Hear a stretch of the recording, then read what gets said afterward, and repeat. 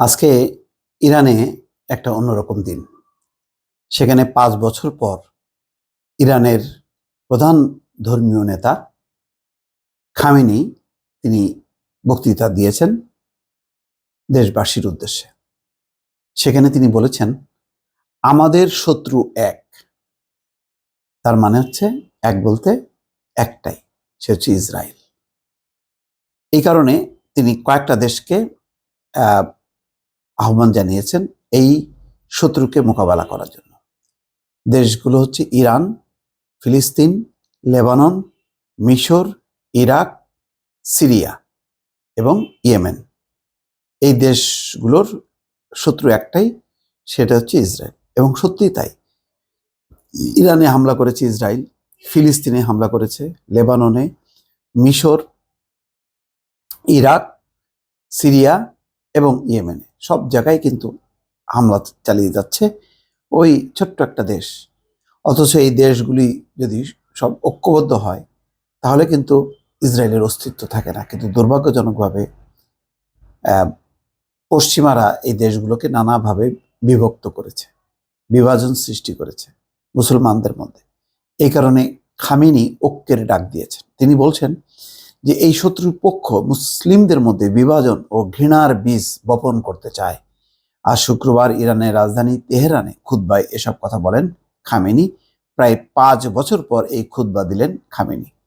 Khamenei বলেন, আমাদের শত্রুপক্ষ মুসলিমদের মধ্যে বিভেদ ছড়িয়ে দিতে বিভাজন ও ঘৃণার বীজ বপন করার নীতি অবলম্বন করেছে। একই পক্ষ আবার ফিলিস্তিনি, লেবাননি, মিশরীয় ও ইরাকিদেরও শত্রু। তারা ইয়েমেনি ও সিরীয়দের শত্রু। আমাদের শত্রু একই।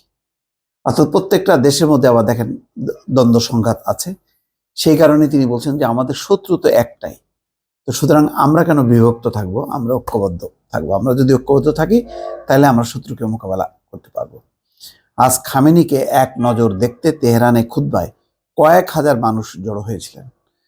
মুসল্লিদের কারো কারো হাতে হিজবুল্লাহর সবুজ ও হলুদ পতাকা ছিল, আবার কারো কারো হাতে ছিল ফিলিস্তিনি পতাকা। আসলে এখন পরিস্থিতি যেমন, এটা হচ্ছে মুসলিম বিশ্ব যদি ঐক্যবদ্ধ না হয় তাহলে এবার ইসরায়েলের যে দানব আকৃতি রূপ নিয়েছে সেটা একদম ভয়ঙ্কর। একটার পর একটা সবাই হয়তো মনে করতে পারে কোনো কোনো দেশ যে যাক আমি তো মনে হয় বেঁচে গেলাম। না, কারোর বাঁচার উপায় নেই। এখন দেখেন, সেই দক্ষিণ লেবাননে হচ্ছে হিজবুল্লাহর ঘাঁটি।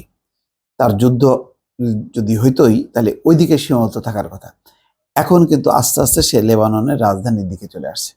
এখন বৈরুতের কেন্দ্রস্থলে পর্যন্ত তারা বিমান হামলা চালাচ্ছে এবং বিভিন্ন ভবন বিধ্বস্ত হয়েছে, সাধারণ মানুষ মারা যাচ্ছে।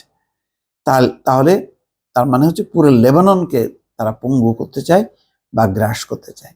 এমন পরিস্থিতিতে এখন যদি এই সমস্ত দেশগুলো যদি একদম সমস্ত শক্তি দিয়ে যদি প্রতিরোধ না করে বা পাল্টা হামলা না করে, তাহলে এইসব দেশগুলো এবং এখানকার বাসিন্দা মুসলমানদের অস্তিত্ব বিপন্ন। এ ব্যাপারে আর কোনো সন্দেহ নেই। এই কারণেই আজকে ৫ বছর পর খামেনি নিজে খুতবায় এসে এই ঐক্যের আহ্বান জানিয়েছেন। দর্শক ভালো থাকবেন। আল্লাহ হাফেজ।